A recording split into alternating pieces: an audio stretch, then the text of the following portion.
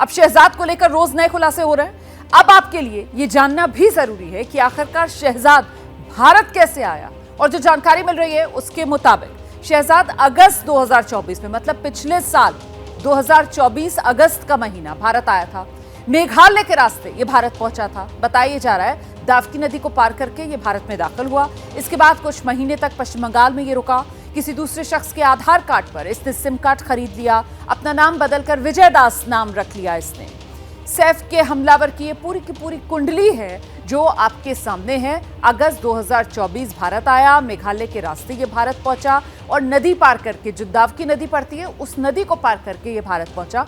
कुछ महीनों तक इसने पश्चिम बंगाल को अपना ठिकाना बनाया, आधार कार्ड के जरिए सिम खरीदा, नाम बदल लिया, अपना नाम विजय दास रख लिया। सीधे आपको लेकर चलेंगे, मृत्युंजय हमारे सहयोगी इस वक्त हमारे साथ मौजूद है। और मृत्युंजय, उसके बाद पश्चिम बंगाल से फिर महाराष्ट्र, मुंबई को इसने कब अपना ठिकाना बनाया और क्यों मुंबई ही ये आया, इसको लेकर भी कुछ कड़ियां जुड़ रही हैं क्या मृत्युंजय?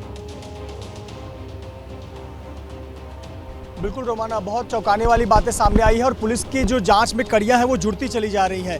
देखिए, इस आरोपी ने अपने भारत के होने का कोई भी सबूत नहीं दिया, इसके पास कोई दस्तावेज नहीं थे। जब इसके मोबाइल की छानबीन की गई तो इसमें इसके माता पिता का नंबर मिला और ये लगातार बांग्लादेश बातचीत किया करता था। इसने कुछ ऐप डाउनलोड कर रखे थे, उस ऐप की मदद से ये बांग्लादेश में अपने परिवार से बात किया करता था। पुलिस की जाँच में खुलासा हुआ कि ये 12वीं तक पढ़ा लिखा है और इसके 2 भाई हैं। जब 12वीं तक ये स्कूल कॉलेज में था तब जिला स्तर पर ये कुश्ती खेला करता था।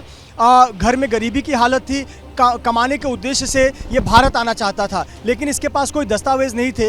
ये मेघालय की तरफ गया और मेघालय की दावकी नदी, जो कि बांग्लादेश और मेघालय राज्य के बीच में बहती हुई दावकी नदी है, उस दावकी नदी को पार करके ये मेघालय राज्य में पहुंचा और मेघालय से होते हुए पश्चिम बंगाल पहुंचा। पश्चिम बंगाल में कई दिनों तक यहाँ वहाँ कई जिलों में घूमता रहा और इसने अपना आधार कार्ड बनाने का प्रयास किया, लेकिन आधार कार्ड इसका नहीं बन सका।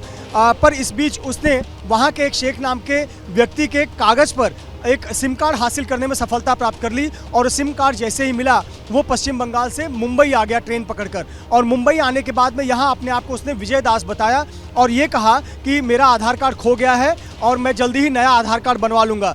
विजय दास नाम करके अपनी पहचान बताई और इसी पहचान के आधार पर इसने वर्ली के एक पब में काम किया। और चूंकि इसके पास कोई दस्तावेज नहीं थे तो कोई नौकरी तो मिल नहीं सकती थी, पर छोटे मोटे काम जैसे मजदूरी का काम हुआ, हाउसकीपिंग का काम हुआ, साफ़ सफाई का काम हुआ, इस प्रकार के काम उसे मिल सकते थे। तो इसे वर्ली के पब में साफ़ सफाई का, हाउसकीपिंग का काम मिला, थाने के पब में हाउसकीपिंग का काम मिला। लेकिन इस दरमियान जब भी इससे पूछा जाता कि तुम्हारा आधार कार्ड दे दो, पहचान पत्र, यही कहता कि मेरा डॉक्यूमेंट खो गया है, मैं जल्दी ही नया डॉक्यूमेंट बनाकर सौंप दूंगा। लेकिन इस बीच आपको याद होगा, जैसा हमने कल न्यूज़ में बताया था कि वर्ली के पब में इसने एक हीरा चोरी किया था एक कस्टमर का और उसके बाद इसे नौकरी से निकाल दिया गया था।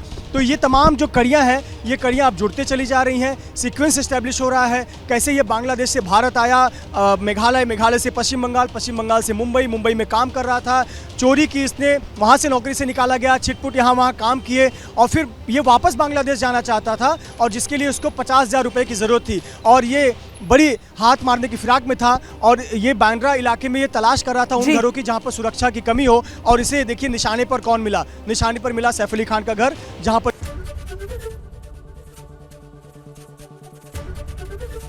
एबीपी गंगा, खबर आपकी, जुबान आपकी।